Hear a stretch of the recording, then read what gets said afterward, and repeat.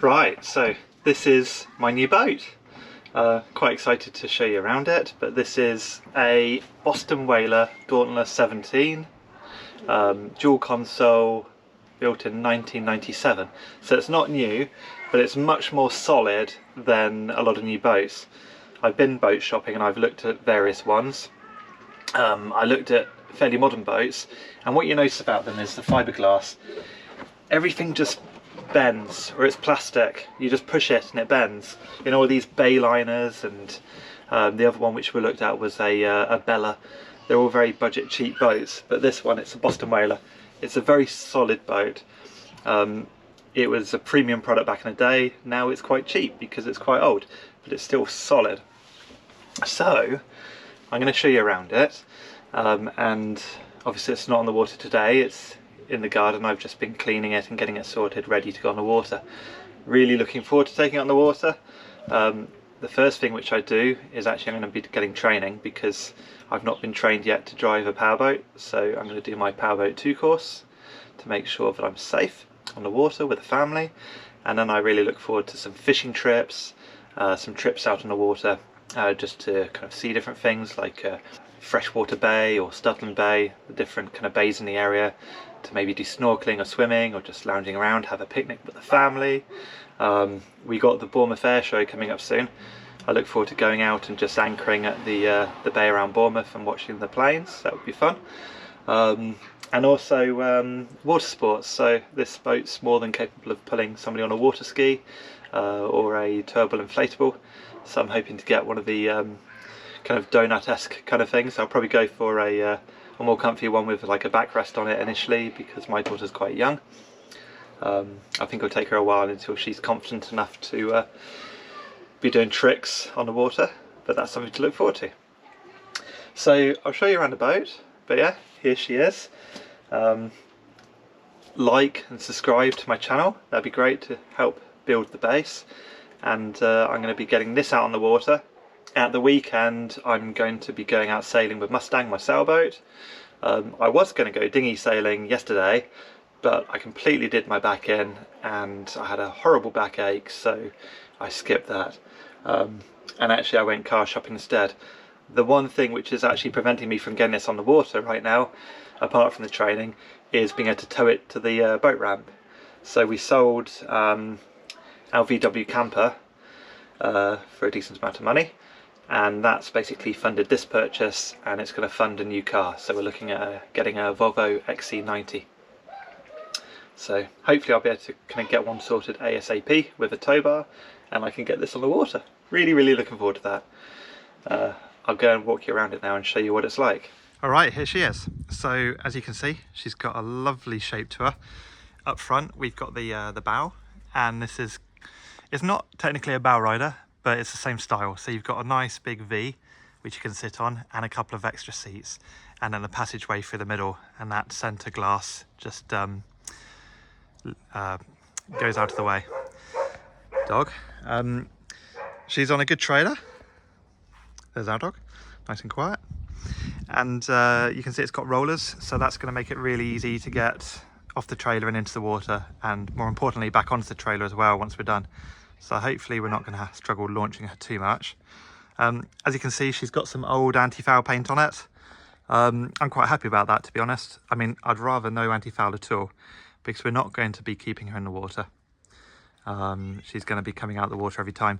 So I'll just leave it as it is now. I'm probably not going to be able to get much off right now, or kind of clean it up much more than it really is at the minute.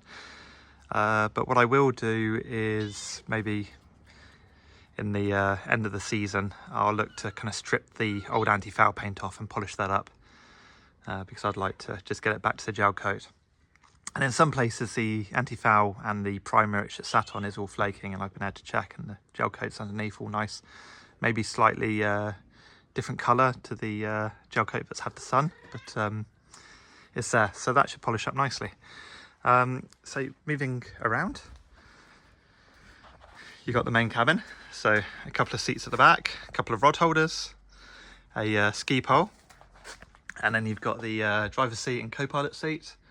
And up forwards we've got the dials and the compass and the Garmin, So we've got everything we need there really. Fuel level, speed, revs, engine trim, engine hours, the pull cord, turn it on, compass, and then the Garmin's great. It's got all of the charts and also a fish finder on it as well, and speed. So that's going to be very useful.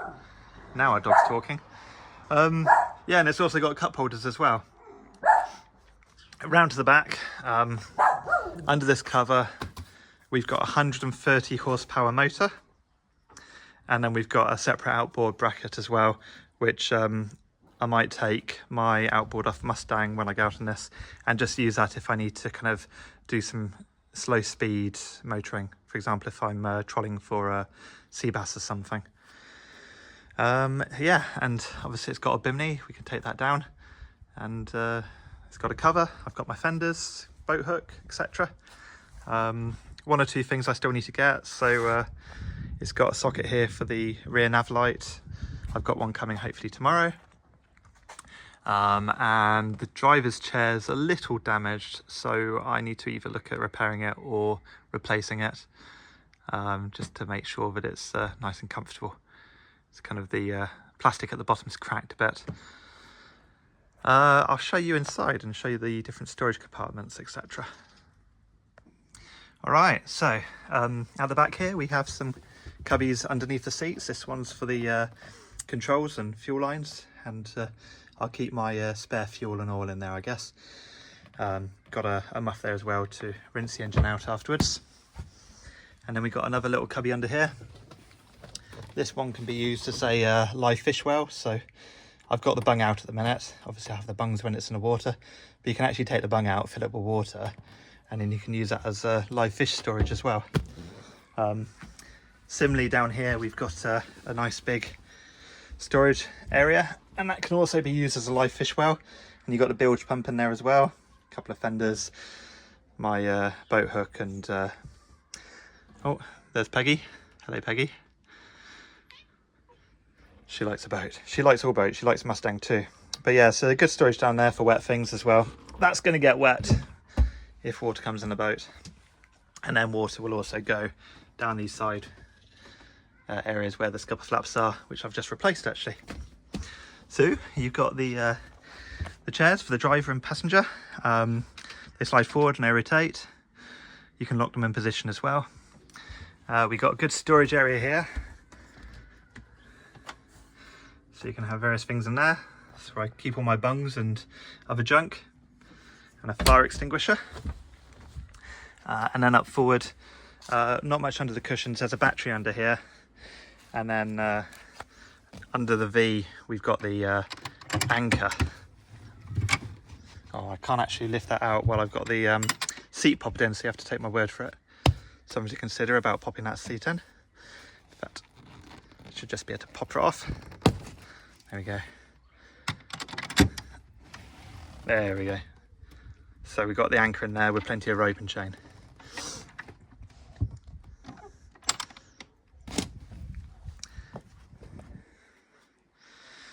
And then yeah, we talked about that motor. I'll leave the cover on, and that can be a surprise for when we've actually got it out on the water. So you've got your forward and reverse, and then we've got the trim up and down. Trimming down. And then the steering. This is something which I'd like to improve actually. So this is no feedback manual steering. There's I don't know, about, was that 40 degrees of play? There's a good amount of play there in the steering wheel before you actually get to a point you can turn the motor. But yeah, once you're in, just give it a turn. It's quite stiff being no feedback. But that is kind of good as well, because you don't want to lose control out on the plane. I would like to replace that again during the off season, maybe with hydraulic. That sounds like a nice job for me to do. And then we got the Garmin up here as well, with a fish finder. Just power that up. These dials, I'm not sure why that's showing revs at the minute. I think when I put the key in and actually turn the engine on, it will settle back down. But interestingly, that doesn't seem to work while the engine's off. Just sits there at 1.5 for some reason. And then we got the light switch and the bilge pump switch. That all's working. Still waiting for the Garmin to power up. And we've got a very faded compass, very hard to read, but if I need it, I'll struggle and I will read it. So here we've got just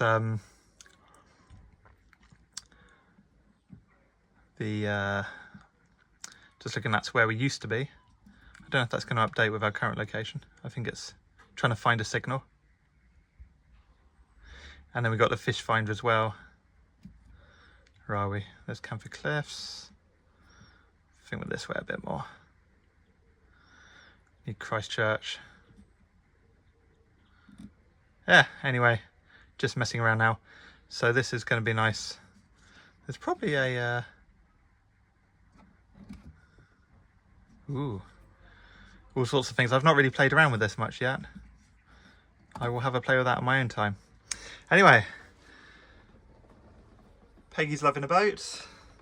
I'm loving a boat. It's my new plaything. But next video, I think, will be Mustang as I take her out this weekend. Really look forward to that sail. Right, bye.